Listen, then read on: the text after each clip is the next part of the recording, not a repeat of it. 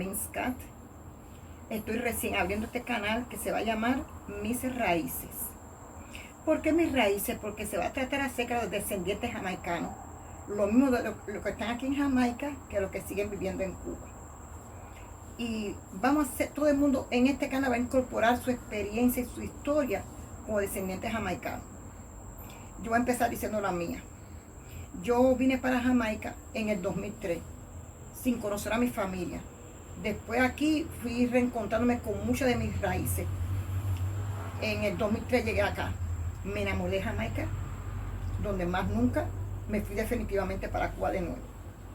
Trabajé muchos años como profesora de inglés, que ya en Cuba ya había trabajado ya por muchos años, y me retiré aquí. De vez en cuando sigo haciendo algo, para no estar en todo el tiempo. Ustedes saben que los maestros nunca se rinden. Normalmente los profesores de inglés, cuando llegamos acá a Jamaica, siempre trabajamos como profesores de español. Así que yo trabajé aquí muchos años como profesora de español. Pero el inglés sirve porque si tú no dominas el idioma, no te puedes comunicar con tu compañero de trabajo. Es difícil comunicarte con tus alumnos. Por favor, si se te hagan un ruido, es que yo vivo muy cerca de la carretera y se siente todo el ruido de las motos y eso. Discúlpeme por eso. Y entonces yo quiero que en este canal todo el mundo, todos los descendientes, expongan su experiencia como descendiente, su vivencia con sus abuelos, con sus padres jamaicanos. Va a ser una experiencia muy linda para todos. Yo me crié en una comunidad prácticamente de jamaicanos. Mis abuelos emigraron para allá en los años 20, que la situación en Jamaica estaba muy difícil. Y muchas familias iban para Cuba a mejorar su situación de vida con su familia. Por ejemplo, mis abuelos materno y paterno emigraron en busca de trabajo. Mi abuelo, por parte de mi papá, se fue primero y le dijo a mi abuela, que la deja aquí con 5 niños pequeños, de entre 7, de 5 a 9 años. Y le dijo, yo voy a probar suerte. Si todo me sale bien, yo te mando a buscar con los niños. Y así fue. Después en Cuba, mi abuela paterna tuvo 5 más. En total tuvo 10 hijos. Mis abuelos maternos hicieron lo mismo. Mi abuelo fue primero, trabajó, se compró una casa en Guantánamo y después mandó a buscar a mi abuela. Así como yo vengo a nacer en Cuba. En los años 20 se viajaba en barcos. Habían vapores y habían barcos. Los barcos tenían mucho mejores condiciones, eran más rápidos también. Los barcos se cogían de 5 a 7 días, pero los vapores se cogían de 7 a 14 días. Por eso muchos jamaicanos que emigraron viajaban en los vapores, porque eran mucho más económicos. A estos barcos nunca se le dio nombre. No les puedo decir que tenían un nombre específico. Los que iban de Jamaica para Cuba no se le daba nombre específico. Aquí yo voy a subir una foto para que ustedes tengan una idea de cómo eran los barcos donde viajaron nuestros padres y nuestros abuelos, de Jamaica para Cuba. Yes, sir. Yeah. One, two.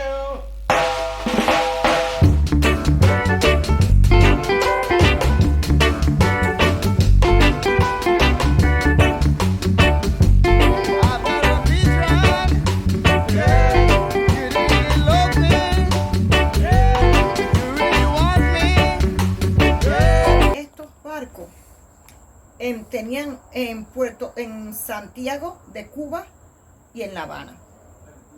Ya digo que eran muchos los emigrantes y se asentaron mucho en lo que fue en Guantánamo, también en Camagüey había muchos jamaicanos.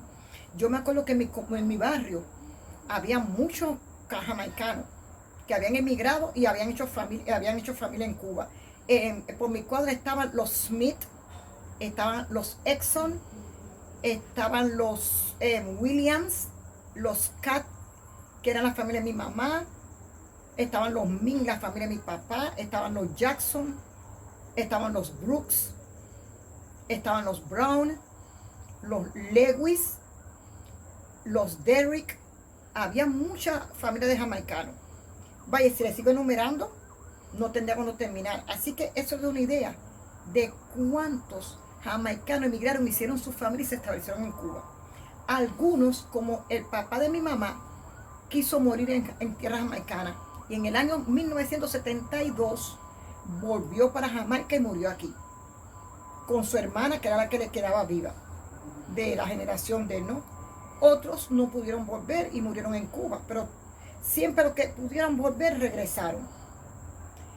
Yo quisiera que todo el que está viendo este canal, que sea un descendiente jamaicano, ponga aquí sus experiencias, porque yo estoy segura que hay muchas historias lindas que contar. Le digo algo, los jamaicanos son una persona muy arraigada a su cultura. Ellos no hacen lo que muchos extranjeros hacen, que cuando van a un país se adaptan y como que se amoldan a la cultura del país. Y no es que ellos no respeten las leyes de los países donde van, no. No me refiero a eso, me refiero a cómo trasladan toda su cultura hacia donde van.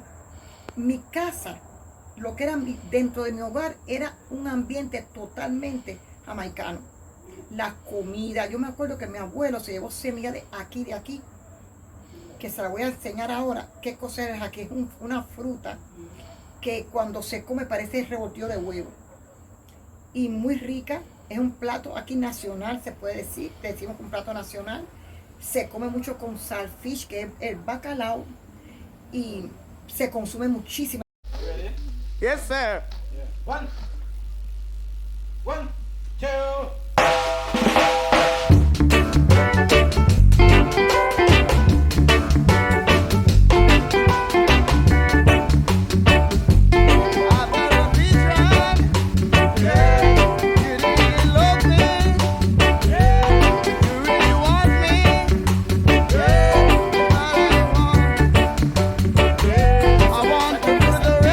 Igual que el breadfruit, que es el breadfruit, es no, que le decimos en Cuba el mazapán.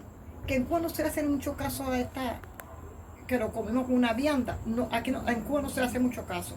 Pero aquí se consume lo mismo hervido, que asado, que en pudín, que en refresco, todo eso. Se consume mucho. Entonces, yo me acuerdo que en casa de mis abuelos, todas las costumbres eran de la cultura. Nosotros crecimos con esa cultura. Tanto fue así que cuando yo llego aquí por primera vez en el 2003, me preguntaban, pero tú has vivido aquí antes, ¿verdad? Yo decía, no. Me decía, pero es que como que tú hubieras nacido aquí. Digo, bueno, prácticamente porque me crié en un hogar con abuelos y padres jamaicanos, con todas las costumbres. Me fue muy fácil adaptarme al medio aquí. No me fue nada extraño. Y incluso aprendí un poco de patuá en aquel tiempo y todo, lo oía de mis abuelos. Y a mí me fascinaba cuando mi abuelo me hacía la historia de Jamaica, cómo era Jamaica, cómo era el Don Tono. A mí me fascinaba esa historia. Y aquí aquí ustedes van a ver cómo es una mata de aquí, que se consume mucho aquí en Jamaica.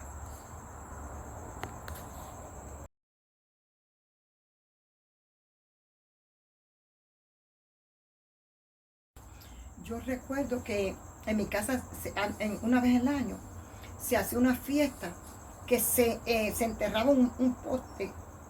Aquel palo era alto y bien grueso. Entonces de arriba salían cintas en rojo, amarillo, azul, blanco.